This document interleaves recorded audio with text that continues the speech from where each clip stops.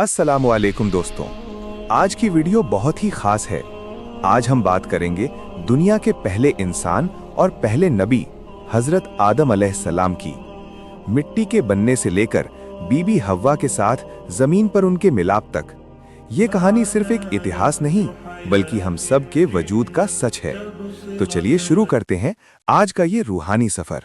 हजारों साल पहले जब इस पूरी कायनात में सिर्फ सन्नाटा था, न कोई परिंदा था, न कोई जानवर और ना ही कोई इंसान, तब अल्लाह रब्बुल आलमीन ने अपने फरिश्तों को एक बड़ा हुक्म दिया।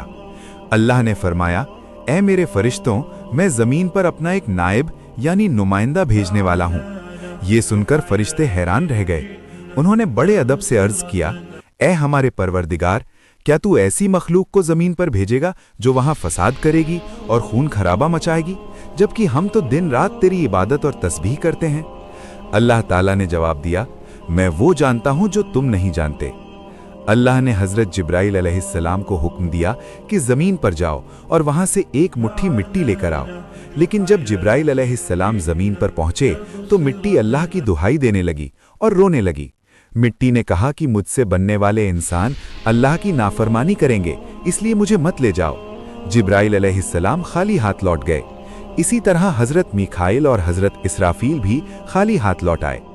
आखिर में हजरत इजराइल अलैहिस्सलाम गए। उन्होंने कहा, मिट्टी, मैं अल्लाह के हुक्म की खिलाफ वर्जी नहीं कर सकता। वो जमीन के हर कोने से अलग अलग रंग और मिजाज की मिट्टी लेकर आए।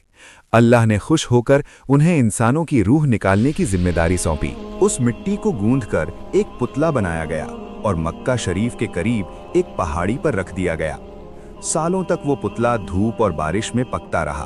फिर अल्लाह के हुक्म से हजरत आदम अलैहिस्सलाम के जिस्म में रूह फूंकी गई। जैसे ही रूह उनके सर में पहुंची, उन्हें छींक आई और उन्होंने कहा, अल्हम्दुलिल्लाह। अल्लाह ने फरमाया, ए आदम, तेरे रब ने तुझ पर रहम किया। आदम अलैहिस्सलाम उठकर बैठ गए और उन्हें जन्नत में रहने का हुक्म हुआ।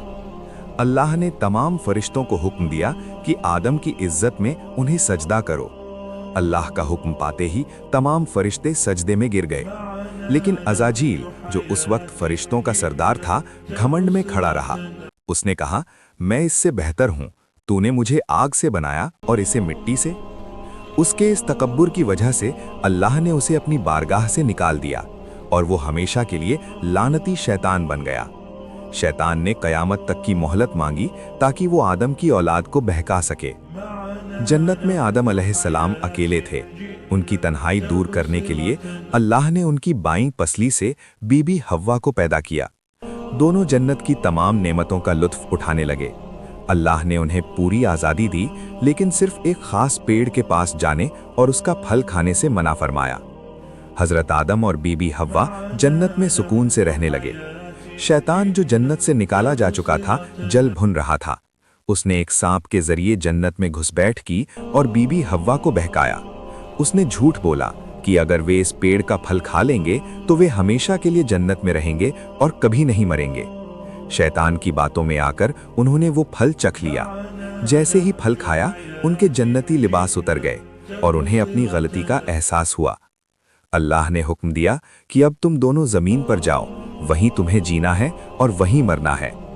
हजरत आदम अलैहिस्सलाम को श्रीलंका के सरनदीप पहाड़ पर और बीबी हव्वा को जद्दा के इलाके में उतारा गया।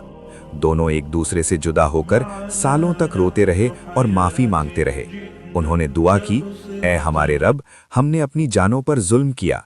अगर तूने हमें माफ नहीं किया तो हम बर्बाद हो जाएंगे। आखिर अल्लाह ने उनकी तौबा कबूल फरमाई। अल्लाह के हुक्म से दोनों अराफात के मैदान में एक दूसरे से मिले। यहीं से इंसानियत के कारवां की शुरुआत हुई। उनकी औलादें हुईं और धीरे धीरे पूरी दुनिया में इंसान फैल गए। हजरत आदम अलैहिस्सलाम दुनिया के पहले इंसान और पहले नबी बने। उन्होंने अपनी औलाद को अल्लाह की इबादत और शैतान से बचने की तालीम दी। दोस्तों, ये कहानी हमें सिखाती है कि घमंड शैतान का रास्ता है और तौबा इंसान का। चाहे कितनी भी बड़ी गलती हो जाए, अगर इंसान सच्चे दिल से अल्लाह की तरफ लौटता है तो अल्लाह की रहमत का दरवाज़ा हमेशा खुला रहता है।